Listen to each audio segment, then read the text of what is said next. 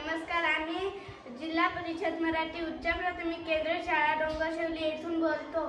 आम्ही तुम्हाला सावित्रीबाई फुले यांच्याबद्दल एक गीत म्हणून दाखवणार आहे। ते तुम्ही शांततेने ऐकावे अशी माझी विनंती। स्त्री जाती